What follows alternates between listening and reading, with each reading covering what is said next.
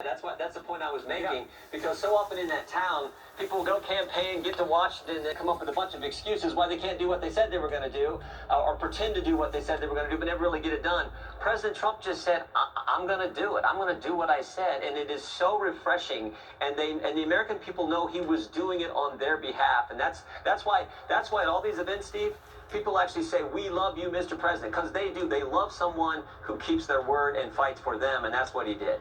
Sure, and he made it very clear, there will be no Patriot Party. He said, I'm going to go ahead, I'm going to try to unite the Republican Party, which is good news for people in the Republican Party like you and others. Yeah, no kidding. I said this yesterday. He's the leader of the conservative movement. He's the leader of the America First movement, and he is the leader of the Republican Party. And I hope, and like I said yesterday, I hope on January 20th, 2025, he's once again will be the leader of our country.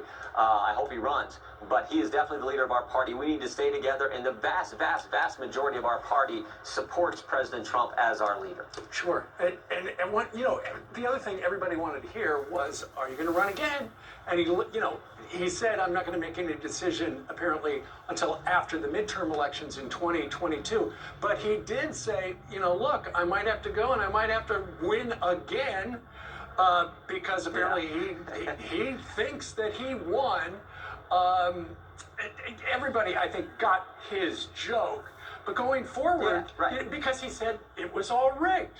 But then again, the Electoral College and also Mike Pence have made it clear in the last couple of months he did not win according to the rules. Well, Steve, what you pointed out is what I pointed out, that there were several states who changed their law in the run-up to the election. Yeah. I mean, look, the left knew that under the existing rules they couldn't beat President Trump. So in the run-up to the election they had to change the law, but they couldn't because they couldn't do it in a constitutional fashion, because in the key swing states they didn't control the legislature. Right. So they had to go around it with Democrat partisan Secretary of States, with local Democrat partisan judges. In some cases you had the partisan state Supreme Courts in these states just change the law, go around the state legislature unconstitutionally, and that was the point we made when we objected on January 6th. That's the point the president was making yesterday.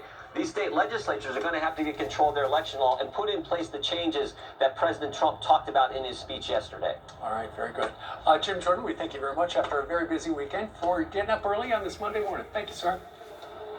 You bet.